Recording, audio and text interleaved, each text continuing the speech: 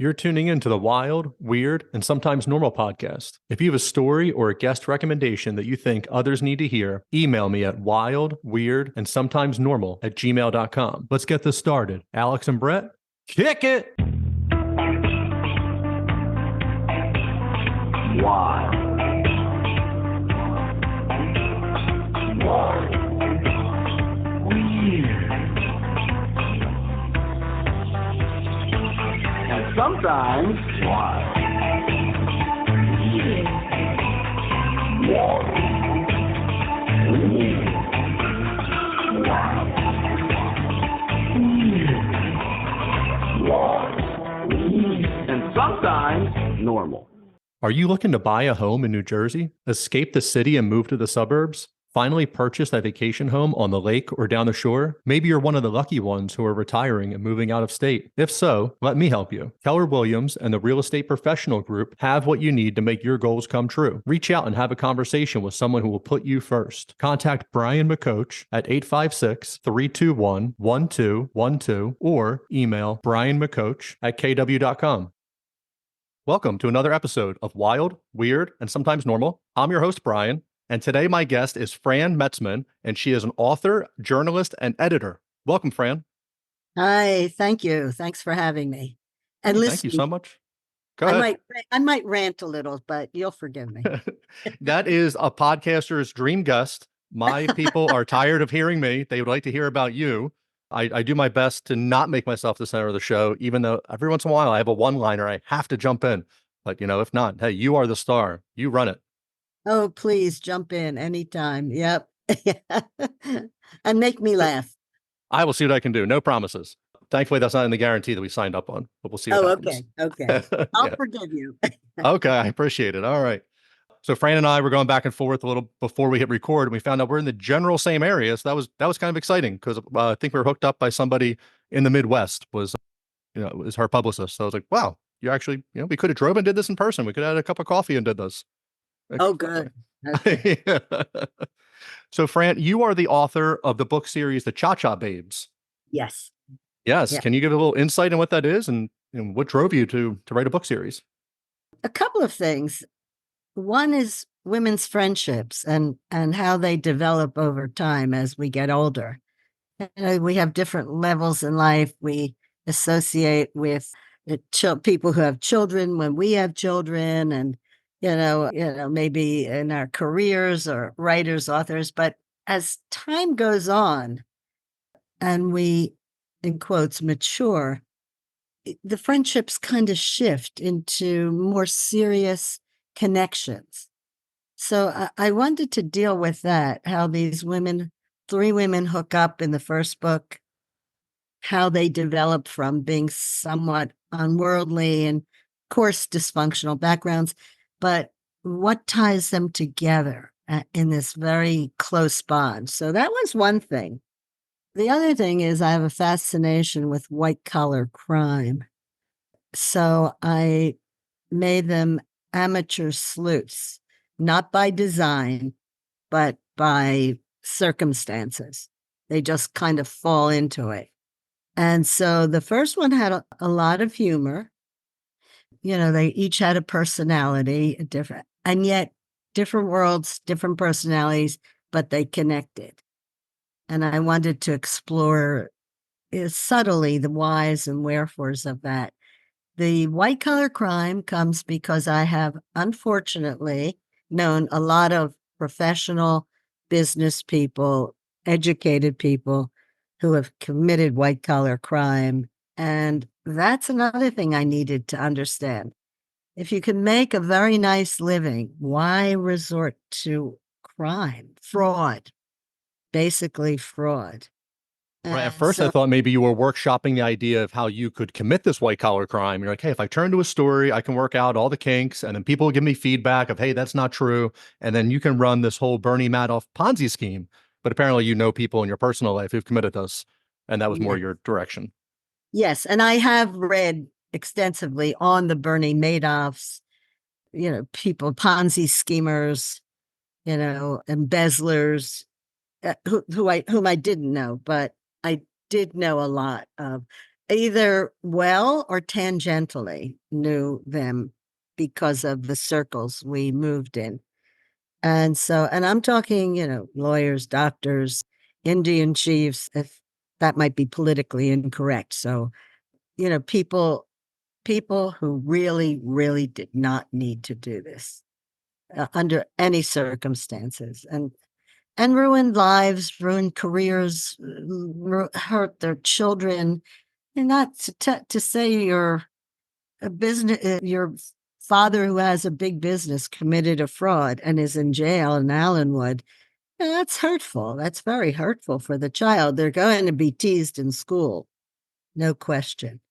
And As you so, were exploring this, did you rationalize in your mind maybe like how they came to this decision? Do you think their income, their lifestyle outgrew their income? Or do you think they're chasing a high, a rush? yeah, I think all of the above. Plus, I think in certainly one instance, there's no question it was about a power. Someone who was born with a silver spoon in his mouth, inherited a beautiful business, continued fraud over and over and over, getting out of it each time till finally he didn't. And I asked him, because I knew him personally, why? Why would you do this? And he said, I don't know. But I think in the end, I saw the way he behaved. He kind of needed power over people, a certain degree of power. And I think that's it. I've pulled a joke on the world. Ha ha ha. I'm God. I'm godlike. I could fool everybody. So I kind of think that's an element. There's some insecurity within these people, no matter how much they earn. And it's true. I like the way you put that. They outlive their high living. Right. I mean, It's never, sometimes you're born with a silver spoon or you're not, and you're used to whatever lifestyle it is. And then as you enter, whatever career you're going to do, your type of life, some people, a lot of people, sometimes live paycheck to paycheck. But, some people take 5 vacations a year. Some people go to the shore for a day trip or whatever it might be. But everybody kind of always wants more. But like the hard work. And it's funny, maybe in the long run, like maybe if you just worked a little bit harder and all the time that you're planning and scheming this stuff, you could have made this money legitimately. Instead, you have all this stress. You have to worry about, your family finding out you're going to get sent away. You're getting judged, rightfully so, getting, all these things happening. But right. it does kind of seem, it's like I'm more powerful than you, as you were saying, and like a little bit of an addiction. Like if the first time you were caught and you weren't punished properly or, reprimanded even properly of like, hey man, like cut this out. We will give you this break one time.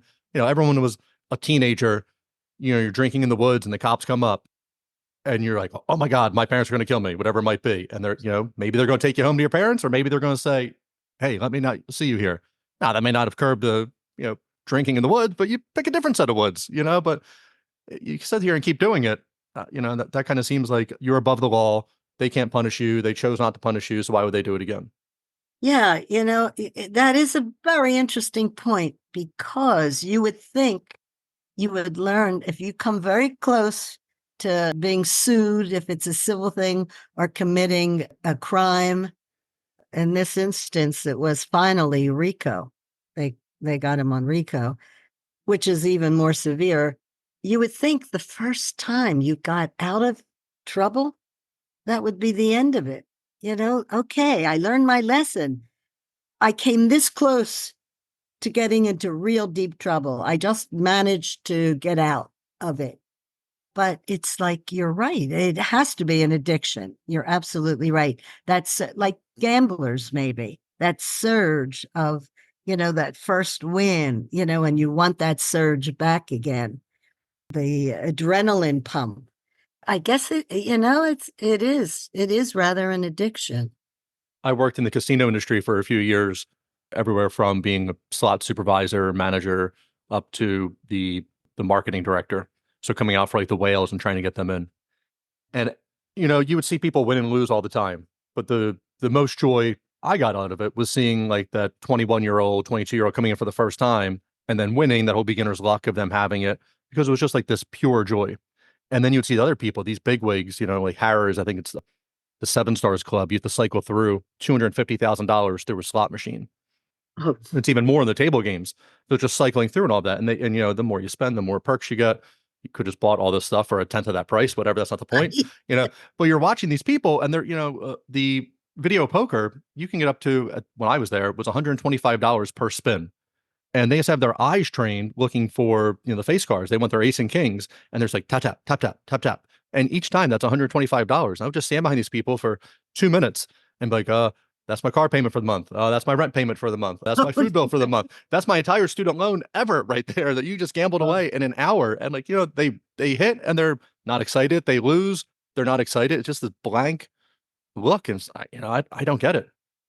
it's sad. It is sad, but I think they're all addictions. I mean, we tend to underplay certain kinds of addictions. They're more socially acceptable.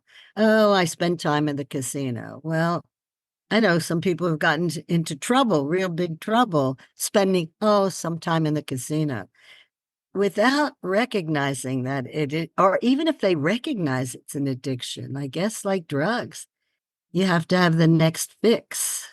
It's so that you can see why I became fascinated, by things like this. And so I put my ladies, women right in the smack in the middle. This new book, the sequel to the Cha-Cha Babes, the first one was the Cha-Cha Babes of Pelican Way. The second one is the Cha-Cha Babes Dance with the Devil. It involves a more serious global issue of human trafficking, particularly sex trafficking. And these two unworldly women, accidentally get caught up in it and kidnap themselves, much too old for the sex trafficking, but they needed madams to spy on the women, get their confidence and spy on them. And it's a whole different world. We hear about these incidents, like 3 pimps have 20 women and they're sex trafficking them, keeping them as captives. But what is not revealed for some reason, like drug trafficking, we know, it's imported, where it's coming from. We know the tunnels that are used, or the planes, or the ships that bring it in, but very little is known about the global mafia trafficking. Each country has their own mafia, they're worldwide. And in one of the few times they all cooperate with each other to sell, to rent these women. They're often tattooed to show who the owner is. They might have it on the back of their necks, on their backs. And the United States is up there in being one of the big users, importers, exporters of sex slaves. This is what people don't know. Generally, they think it's some poverty-stricken country, a foreign country, somewhere very far from the USA. Not so. And a lot of our children coming out of foster care, aging out, are used because they come out, they have no skills, no place to go, they're on the streets, and they're an easy mark. But you hear often babies are kidnapped. Children are a big part of this. I mean young children, 3, 4, 5, 10, early teens, doesn't matter. The younger ones are prizes or pedophiles. I feel it's a very like a NIMBY attitude within the United States. Like it's not my backyard. And then Yes. people, that I don't think, I listen to a lot of podcasts. I watch a lot of documentaries, Jeffrey Epstein, P. Diddy just recently, they're trying to see what's happening with his sex trafficking, allegedly. We'll see what happens with him. But you'll see, so there was Super Bowl, I forget which one it was, a couple of years ago, was in the Meadowlands, North Jersey. And all the local papers were talking about how the hotel rooms are rented, and most people are like, oh, great, because it's, fans coming in, like Pepsi Cola and whoever else, owns the suites. Like, no, it's all of the human trafficking, that it is all, and like, it just flows in from the whole country into there. And that's like that's their Super Bowl of prostitution or whatever it might be. And I think a lot of people kind of have like those women and men, whatever, those people chose that lifestyle. Not that they are kidnapped, not that they're forced to do this. It's almost like, well, they're drug addicts and they're kind of choosing this and that's what they want to do. It is horrible. Jeffrey Epstein and Ghislaine Maxwell, they were leading a ring or they were close to the top, and you don't know who the top is, but who was buying these people? Who was running these people? Zero. Nobody cares. Nobody cares because it's high powered people would be implicated in this, and they get to brush it under. There was a horrible podcast I was listening to about this woman who went and she was trying to free people in Thailand and the small children, and that they just have so many children that they can't feed them. So you already have like 7, you can't have another one, but they're not making those right choices. Then they have the 8th one, and it's like, okay, do I drown my kid in a river? Do I let them starve to death? Or do I just give them to this brothel and at least they'll get, 1 to 3 meals a day or something, and just not realize like how terrible, like just disgusting. It is. In the book, even though it does have some twisted humor, these women escape from the mafia, and they make the choice not to go back to their comfortable lives in Florida, but to remain in Philadelphia, where it takes place, and try to find justice for the women. So they make this, it's the David and Goliath story in a way, but with twisted humor, because that's the way they can keep their sanity, use their memories, and to know that they might go back to a better life. They know they might not if they're caught. And so it's a series of how they do this, how they figure out. And that's another thing I want to show. Jeez, I thought I shut this off. Oh gosh, I can't be interrupted at my age. So where was I? Yeah. So they're in Philadelphia and they want to stay there and try to help the victims. Yes. And you were going to try to show. Right. That's what I wanted to show, that even at an older age, these are baby boomer women. Two are only in this book for specific reasons, but they want to show I wanted to show the world that these women are still capable of problem solving. They're not sitting in rocking chairs, waiting for their Medicare to kick in, which already has kicked in their case. So I want to show that how women can grow even at an older age and do good in the world and risk their lives, but how they plan and plot, and not always successful, 2 steps forward, 5 back, but still they're persistent. And I want to show the bravery and nobility in older women too. We can do it. We can do it.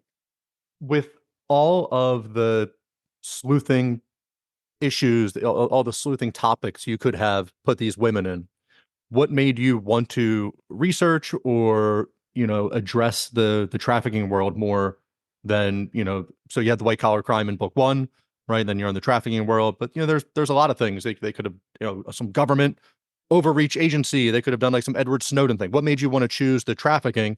And then as you're in there and you're writing this and you're just, reading articles or whatever it is, did it ever get to be like too much? Was like hard to like shut your brain off and like recognize like, yes, I'm writing fiction, but then there's also the completely real world where this is happening?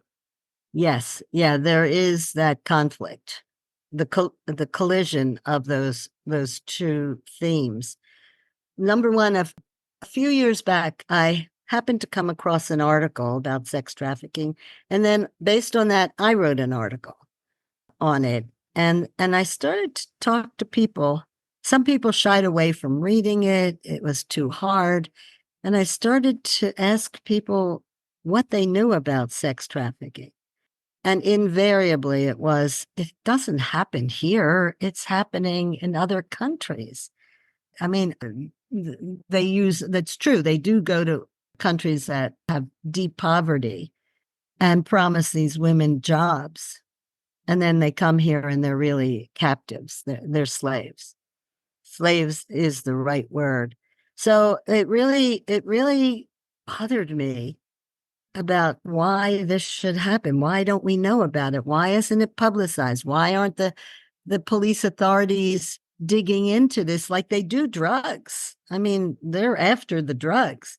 Can't stop it technically, but they do purge where they can, but not for sex trafficking, not anywhere near that. And yet it's economically, financially, it's on a par with the profits of drugs. They estimate 150 billion a year, but it's more than that because you can't. How do you investigate Bitcoin and cash? And there are many banks willing to launder that money. So, and as you said, you pointed out, politically in the world, very powerful people in all walks of life who are users of this. And I think my theory is, and it's only a theory, that that's why it's kept down, because they have the power to do that.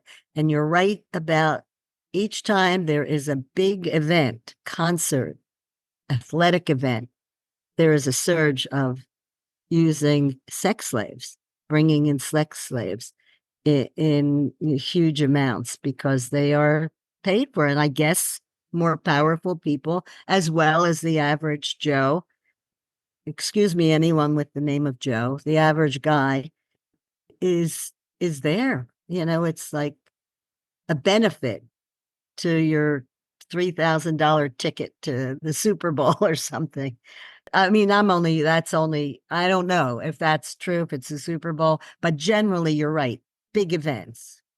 Yeah, the Super Bowl, that was in the paper that they were talking about that for this local area, and they're like they'll like see something, say something like, hey, if you happen to see women who look distressed with men or whatever, like please reach out to the police. But then what are the police going to do? And they have no problem locking up or the one or two guys who have a few women, but Right. this is a nationwide ring. Like there is a larger people being used here. Washington D.C. is a hub of this, and every once in a while they'll bust a house or whatever, but then all the clients get to go away. They get to have their names washed, and not have it come out. There was the Franklin scandal in the 80s about young boys being brought to the White House after midnight, and all this stuff just got disappeared too. And it's a sad world that you live in. And it's not left or right. Like, I want all the creeps busted. Like, if you do something illegal, I want everyone arrested. We can start over. Right. Just as they went after the organized crime with Rico. Of course, they've only gone underground. They're not disappeared, which they got clever and do not seek headlines anymore. So they're operating. They're not giving up multi-billions in profits. So they're there, but at least they're quiet underground. And this too is kind of under the radar for some odd reason. I can only speculate as to why. Yeah. Just not to have an entire podcast of speculation, but it's just like, why wouldn't the police chief or whoever it might be, or the local FBI office, like, why aren't they busting it? You have to, like, who's paying off where? And not that I'm saying these people are getting paid off, but like money is Right. flowing somewhere that somebody is telling you not to do this. Right. Because you have to see with your own eyes if that's your job you're trained to do. Like, police officers view things differently. When I walk into a room, I don't know what I look at first. Maybe I see where the light switch is, or I see where the fan is. But police officers are trained to look at something different when they walk into rooms. Like, hey, where are the doors? Where are the exits? You'll hear a lot of police officers say they like to sit. They don't like that their backs to the door at a restaurant. They want to face the, so they can see who's coming in. So, but like, as you get up the chain of law enforcement, you would start, hey, why is there a deposit every month of 15,000, or the IRS? They just hired 80,000 new agents. Like, where's this money getting held? And yeah, Bitcoin, that's great. There's no bank accounts and everything like that. But you can't carry that much cash with you. It's truly not trash bags full of cash. It's getting deposited somewhere. Right. Offshore banks, one big thing. I understand that I don't know how accurate this is, but some major banks will take, say, 10 people. Each one can have 10 million, one can have 50 million, and they put that all in one account. And so the banks know what belongs to, but the IRS cannot. They Mm. can't think because it's in one huge account. A way to launder money. It's not easy to launder money. There is that TV series, not what Breaking Bad. Breaking Bad. Yeah. And they had to buy car washes, and they had to, and even the casino industry. When I was working, you'd see a lot of people who own parking lots. They would come in and they would have their stack of money, and you're supposed to watch and make sure people aren't putting money in and cashing out the ticket. To even still, like, talking about laundering money, because like one money is dirty. Like that just truly means it's like not tax. Like you can't just have cash there. But they would somehow, there was a way of around it, of sticking the machine, then cashing out, then getting it from the cashier. I don't really know how that cleans it. It could still untax money. Like you're not showing an income if you're having a whole cash business. There's whole Right. Mac and Mancos in Ocean City. Mac had to go to jail for not paying taxes on the entire pizza industry. Oh, jeez. Now they're Manco. But that's also every shore business for a long time only sell cash, because you're a 3-month business and you have to last the whole year. Yeah. Sometimes, well, restaurants are a big way to launder money, but it's limited. Yeah. And in Breaking Bad, they had to buy a casino. Great way to launder money. Yeah, that was Ozark. I'm sorry, but Ozark, they bought a Ozark. casino. Breaking Bad, they had car washes and something else, but both laundering money. So you're right. Right. We're all about laundering money, which is Yeah. big business. And, some people just can't say no to the fees if you help launder money. Big fees involved. And Well, this so, is with Jeffrey Epstein. They started going after the banks a little bit, and they're like, "Well, how is he your client?" And you didn't realize, but he was a whale of a client. They weren't looking at it, but they had a couple people who have at least resigned or under, I excuse me, didn't. under investigation. Interesting. Okay. Yeah, he had a lot of a lot of cash. And I probably why he lived offshore too. He was it the Bahamas? I don't know where he lived, but At Little St. James, and I think there was a Disney cruise that would go dock to the island next to it. I think even in the 90s when he first owned it, there was a Disney cruise that would dock there, and you could scuba dive off of it. So, 60, 90 miles, Bahama type area where you could get there on a cruise ship. Very just weird, disgusting world, and we don't punish those people enough. right, that's true. For whatever reason, we're not sure. We can only speculate, but that is dealt with in the book too. And something that these women discover and realize this is laundered money and manage to, through different schemes, to get some documentation. And the problem is, whenever they were in touch with any of these women, they are afraid to report it, or even if they escape, which they rarely do, but if they manage to get out, they don't go to the authorities because these thugs have said, "We will kill your family back home. We know who they are. We know your parents. We know your siblings. They will all die if you go to the authorities." So in a way, they're unsung heroes, because when they can escape or they don't go to the authorities for that very reason. Major reason. They'll be killed too, but it's more that they're protecting their families in their country of origin. So in a way, I kind of make them heroes because they are, too frightened for their own friends and family. Their lives are at stake. So there are a lot of stakes in this, a lot of problems that are presented, but it is character forward. I want to make that clear, that it is a lot about these characters and how women and bonded women can perform and do as much as anyone else, or better than the authorities. Well, they have reason to try to break it up and escape, do it the right way. The authorities, we can speculate all day on why that's not happening. Right, right. Yeah. My last bit on that, 'cause I know we have a hard cutoff in 5 minutes. So in my town, they just busted one. There was one in Voorhees, and you'll see them all over. It's harder to see in the city. They have these spas, and it's harder to see in the city, because it's like rows of businesses. Some look better than others. You're in the middle of rehabbing a building. It's hard to see it.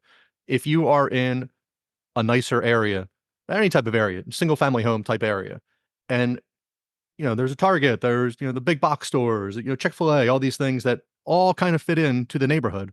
And then there's a spa place that'll open in bright red neon sign letters. It says spa, and the shades are drawn all the time. And it's just this little building. So, but they busted one here, and there was one in Voorhees that they did. I never understand. Like, you drive by, you look at it, and you're like, well, that's not real. Like, I would never go there. Like, who's going there? It looks shady as anything. And it takes them forever to bust these places. But like, what else would it be? Hand and Stone, whatever, is a massage place. They're like in strip malls. The windows are wide open. They're brightly lit. You walk in and get a gift certificate for your loved one, and they're playing nice, relaxing music, whatever. It's a clean, obvious business. These other places, you like, one, if I walk in there, I might get murdered. And two, it also looks like, a prostitution ring there. Like, I don't get how they stay open so long in obvious places where they don't belong. You just have to speculate on how they stay clear. Everybody knows, I mean, or at least people suspect that something suspicious is going on there. But I guess people don't want to report it, or they're afraid, that they might get in trouble. And it's a real mess. But you're right. Spas are great places. There was a motel right on City Line that was raided for being a place of sex slavery. Big motel. I think they kind of, hey, as long as the room's rented, and they're like, well, it was when I was in the casino industry, it was, if you need help gambling, call like 1-877-GAMBLER. And if people came up to you and, said distressing things, you were supposed to like alert people.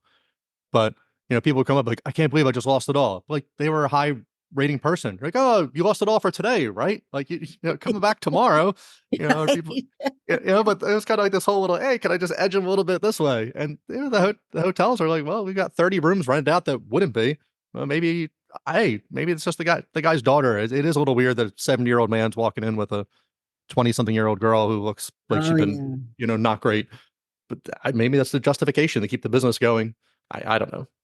I'll tell you very quickly, another thing that was an inspiration for this book being about sex slavery, in addition to having some knowledge, I like to go, I went out with a girlfriend of mine. We would go to a particular restaurant that was also a boutique hotel, and we loved their happy hour. Nice flatbreads and little pizzas and great drinks. Okay, so one day, I mean, we were going in for a long time, and it occurred to me that there are a lot of men in business suits, very snappily dressed and trendy, in their 60s, 50s, 60s, 70s, with very young, gorgeous women, legs up to their neck. But the women, several of the women looked dazed. And one, her head went right into her bowl of soup. And so the guy in pinstripe suit quickly lifted her, got her stumbling to the elevator and up to the boutique hotel. Okay, red flag. Another guy does the same thing. The guys did not look dazed at all. And other little shenanigans I began to see, like that secret handshake to the bartender. Money is in your hand, but you don't want anyone to see it. It's like you're shaking hands. The tip handshake that you do, you're trying to bribe the guy checking people in at the restaurant. You didn't have the reservation. You told your wife you did, but I know it's just a $5 bill folded up, but pretend it's 100, and please let me sit down. Exactly. And that from the casino industry. Yeah. And so, and then I overheard another guy say to the bartender, the woman so-and-so, she was nice, but I'd like somebody younger. Boom. I realized that they were drugging these women. They might have been just escorts that where no sex was involved, but these women were definite. There's no question they were drugged. I mean, the guy's walking straight as an arrow, dragging her along, and she's stumbling and dazed, her head falling into her food. So that was an inspiration to really do a lot of research on what was going on. It was a well-known restaurant. that 2 weeks later was closed. It had been open for several years, but evidently I was about to make a call. I kind of knew it was a little hopeless, but somebody must have gotten onto it because they did close it 2 weeks later. But there's no question that they were drugging these women. Yeah, that just seems to be one of the million ways that this trafficking, there's all different ways to do it. And that, the spas, these restaurants, these call girls, escorts, whatever it might be, but they're not working on their own. They're working for somebody who's also kind of enslaving them that they can't just walk away freely. Right. Yeah. That's the problem. Prostitution is fine for me. I think it should be legalized. Not for me personally, Yeah. but For in your general, personal beliefs that that's going to sell your body for your own money to come in, that's fine. Yeah. fine. Yeah. Volunteer. I would do the Medicare set. Oh no, I'm kidding. Yeah. So That's funny. yeah, right. But Medicare won't Yeah. pay for it though. Yeah. That could be the So next book. You can look into that part of it. yeah, Yeah. women, Cha Babe start a call center, a call girl ring. right, Yeah. with a big record. Medicare should pay for this. Yeah. Yeah. Out in front of the White House. Yeah. Yeah. Oh, that's funny. Yeah. Well, you I have know to. we have our hard cutoff, so I'm already taking you 2 minutes late. I don't want to roll into your next interview It'll meeting. be in 10 minutes. Yeah. So Okay, guys. Yep. But thank you. This was really not enjoyable. I guess it is enjoyable to have to be able to talk about it, but I hope it's an important message that gets out there. Look for, the airports where you'll see a man with maybe 2 children and they're looking down and they look unkempt and maybe malnourished, or a truck that's at a truck stop that has a bunch of women in it. There are signs, that, and the children or the young women, if you say hello, they won't look up and they won't talk. The man talks for them.